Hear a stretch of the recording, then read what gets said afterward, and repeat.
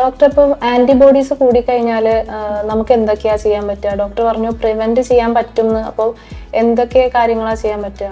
നിങ്ങളുടെ ഒരു ഏജ് ഗ്രൂപ്പിലുള്ള 20s ഉള്ള പെൺകുട്ടികളിൽ സാധാരണ ഞാൻ കാണാറ് PCOD, ഫൈബ്രോയിഡ് അങ്ങനത്തെ ഇഷ്യൂസാണ്. കാരണം നമ്മളുടെ ഒരു എക്സ്പീരിയൻസിൽ നിന്ന് ആണ് നമ്മളിത് മനസ്സിലാക്കുന്നത്. അപ്പം നമ്മളുടെ ഒരു പോപ്പുലേഷനിൽ ഇത്രയും പെൺകുട്ടികൾ വരുമ്പോൾ ഒരു മിക്കപ്പോഴും നിങ്ങളുടെ പ്രായമുള്ളവർ വരുമ്പോൾ എൻ്റെ അടുത്ത് പറയണ ഭയങ്കര ബാക്ക് പെയിനാണ്, എന്തോരം ഫിസിയോതെറാപ്പി ചെയ്തിട്ടും ഒന്നും മാറുന്നില്ല.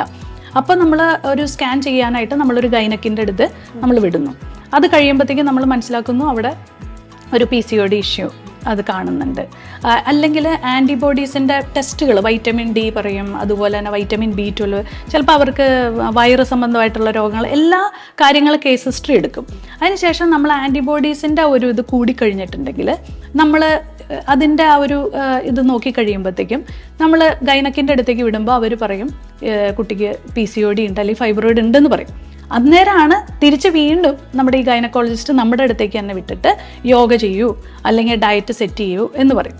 അപ്പം ഇത് ശരിക്കും പറഞ്ഞാൽ എല്ലാ ഡോക്ടേഴ്സുമായിട്ടുള്ള ഒരു റാപ്പോയിലാണ് നമ്മൾ ഇത് നിങ്ങളെ ഹെൽപ്പ് ചെയ്യാനായിട്ട് സാധിക്കുകയുള്ളൂ. അല്ലാതെ ഒരു സിസ്റ്റത്തിന് മാത്രമായിട്ട് ഇതിനകത്ത് ചെയ്യാൻ സാധിക്കില്ല. അപ്പോൾ അവർ നമ്മളുടെ അടുത്തേക്ക് വിടുമ്പോൾ നമ്മൾ ചെയ്യുന്നതെന്ന് വെച്ചാൽ ആദ്യം തന്നെ ഇവർക്ക് ഡയറ്റ് സെറ്റ് ചെയ്ത് കൊടുക്കും.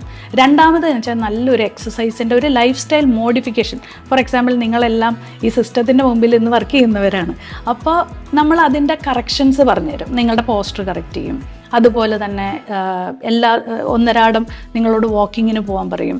അതുപോലെ ഞങ്ങളുടെ തന്നെ ഒരു ഡോക്ടർ നിങ്ങൾക്കൊരു മെൻറ്ററായിട്ട് നിങ്ങളിത് ചെയ്യുന്നുണ്ടോ എന്ന് ഉറപ്പുവരുത്തും. യോഗ നിങ്ങളുടെ ഒരു ദൈനംദിന ജീവിതത്തിൻ്റെ ഭാഗമാക്കും.